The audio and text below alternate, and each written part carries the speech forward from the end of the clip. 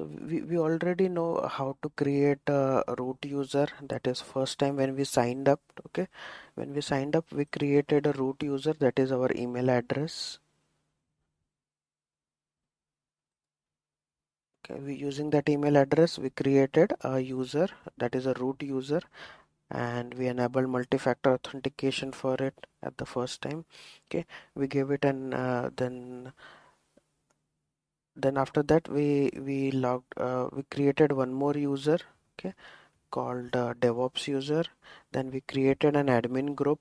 Okay, we added that user to the admin group. Okay, and for the admin group, we gave an administrative access. Okay, so anyone who's a part of admin group will automatically get that particular user will automatically get the admin rights, because and that permission was administrator.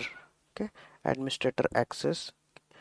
So this is how we manage for users and groups. Okay, sometimes we need to give an access to service itself, like the EC2 instance should be able to connect to only S3 service. Okay, then what we can do is we can create a role. Okay, and give the and add some permissions into it, and add that particular role to a particular EC2 instance. Okay, then that particular EC2 instance will be able to perform some actions on S3 bucket, and that too without uh, giving any credentials. Okay, so what does the role do? Okay, so if you see it here, it will give you temporary credentials. Okay, but we won't even able to see it. IAM roles provide a way to delegate access to AWS resources securely. Okay, some permissions and policies are defined for entities. Entities can be services, users, and applications. Okay, and it will be enabling temporary access without long-term credentials. Okay, so how we'll see that? Okay, so mostly it is used for giving a temporary access. Okay, so let's start with this IAM role exercise. So let's go to this dashboard. I'm on IAM dashboard, identity access dashboard. Click on roles, click on create role. Okay, so let's select a service it is asking. It should be for a service, an account, okay, or some other thing, but in this case we are using AWS service. Which service? So okay, next, and that EC2 instance should have S3 full access, Amazon S3 full access. Next, okay, so just give it a name, S3 full access role 1, and click on create role. Remember, for EC2 instance, for the EC2 service, we have given complete S3 access. Okay, now I'll go back to the EC2 instance.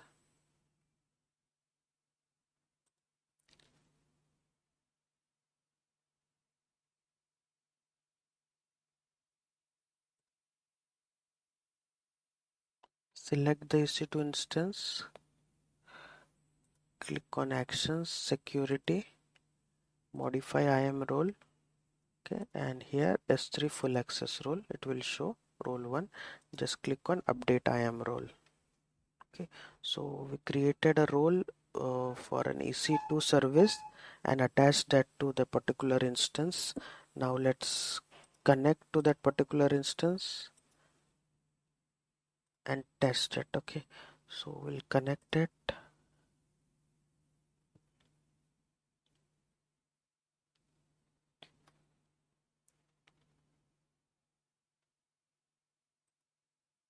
Now if I want to work with AWS S3 bucket using command line method, okay, so we need a service called AWS S3 CLI, a utility you can say, not a service. So we'll have to download this AWS CLI. Okay,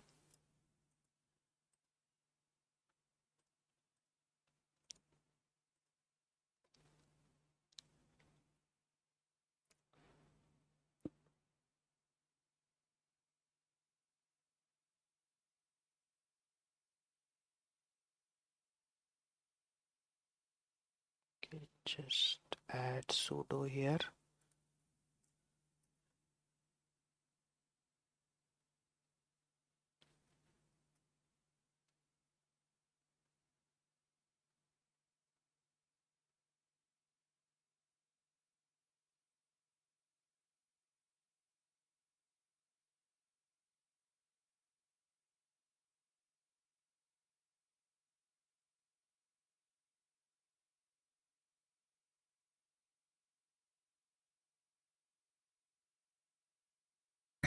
Prayer. Yeah. This EC2, this rule S3 rule we have created, it Mm-hmm. will apply for upcoming new EC2 instances also. No. See, we have manually attached it, right? The role Yeah. is created and now we have attached it. It will not be for all the EC2 instance until and unless we attach it. Or specifically, we have to attach it. Yeah, we just now attached it. Okay. Okay. So if you see now AWS S3 ls, this is the command which gives the details of all the S3 buckets which are created. Okay, but if you see, whenever we want to use this command AWS S3 ls, okay, earlier we need to configure AWS, right? But in this case we are not configuring. We didn't even give the any access or secret credentials. Directly we are able to list it. But as there are no buckets in this account now, it gave an empty response. Okay, empty response doesn't mean it didn't work it. If it didn't work, if it doesn't work, then it will give an error. Okay, so like this one, s3 colon slash slash my bucket. So if the bucket doesn't exist, it will say access denied. Actually it doesn't exist. Okay, it exists but for someone else, but access is denied. Now let's, what we'll do is we'll just create a new bucket here that will tell us that the access is there or not. Just click on paste. I'll just add one more character to it. Okay, so if you see, the bucket is created and nowhere we have provided the credentials. So this, you can say at the back end the short-lived credentials are provided. Okay, okay. And this is means useful in securing everything. Okay, so, so if you see, this is done. I'll remove that bucket. Okay, so RB for removing the bucket. Now again do S3ls. Okay, it's done. So this was just a simple exercise. We created a role and assigned directly to the instance. So mostly the roles are created for resources.